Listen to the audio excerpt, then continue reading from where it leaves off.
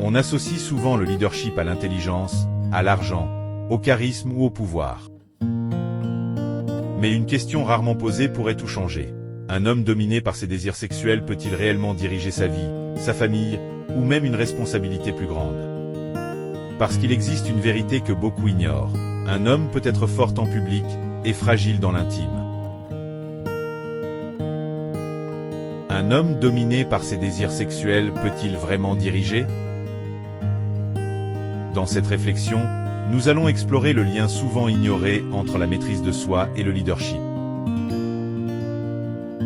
À travers une histoire révélatrice, vous découvrirez comment certaines dépendances affectives, émotionnelles ou sexuelles peuvent influencer les décisions, fragiliser le jugement et réduire la capacité à exercer une véritable autorité. Nous verrons également pourquoi la force d'un dirigeant ne réside pas seulement dans son intelligence, son statut ou son pouvoir, mais dans sa capacité à se gouverner lui-même. Enfin, nous aborderons les dimensions psychologiques, morales et spirituelles de cette question essentielle. Et si le plus grand défi d'un dirigeant n'était pas de gouverner les autres, mais de se gouverner lui-même? Stop, comprenez ceci. Pourquoi la maîtrise de soi est-elle essentielle? La sexualité n'est pas mauvaise en soi.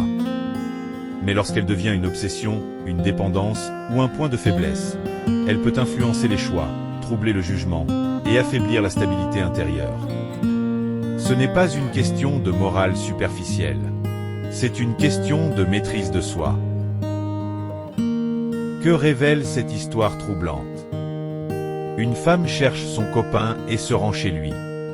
Elle frappe à la porte. Il ouvre. Mais il refuse de la laisser entrer. Car à l'intérieur de l'appartement, il y a une autre femme. La première femme comprend rapidement la situation. Elle essaie de le provoquer, de le tester, de le séduire. Elle lui dit, en mettant en avant son corps, « Tu laisses tout ça pour une autre ». L'homme hésite. Il veut éviter un conflit, éviter que la situation dégénère. Mais il n'est déjà plus totalement maître du contrôle de la scène. Et soudain, la situation change complètement. La femme à l'intérieur sort de la pièce. Et ce qui se passe ensuite devient une démonstration de pouvoir psychologique et émotionnel. Elle ne cherche pas seulement à rivaliser. Elle mène le jeu. Calme et sûre d'elle, elle embrasse son homme et le caresse sous les yeux de l'autre, qui perd peu à peu ses repères émotionnels. Dans cet instant, la visiteuse comprend quelque chose. Ce n'est pas seulement une question de beauté. C'est une question d'influence, d'attachement et de domination émotionnelle. Quelle analyse psychologique peut-on faire? Ce type de situation révèle quelque chose de plus profond. Un homme peut paraître stable, mais être vulnérable à certains stimuli émotionnels ou sexuels. Et lorsqu'une dépendance s'installe, même subtilement, elle peut influencer le jugement.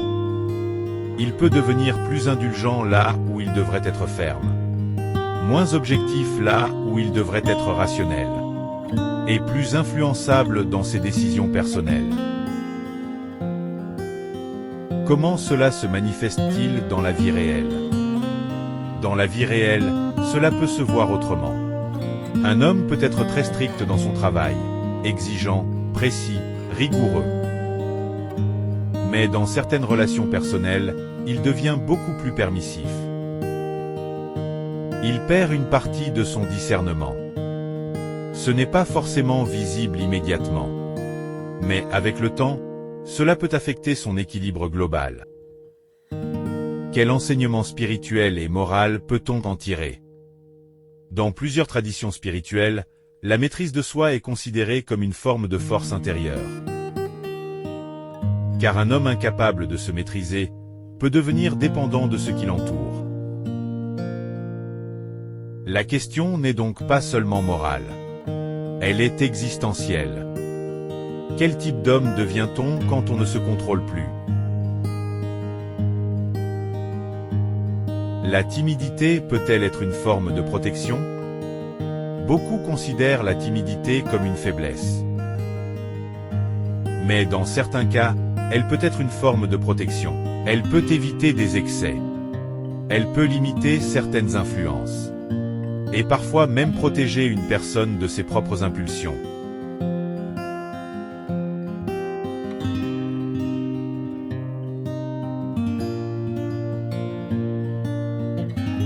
Quelle conclusion peut-on dégager?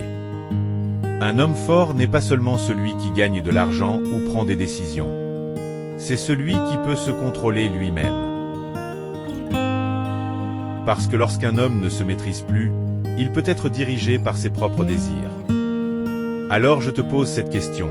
Un homme qui ne se maîtrise pas peut-il vraiment diriger les autres? Donne ton avis en commentaire.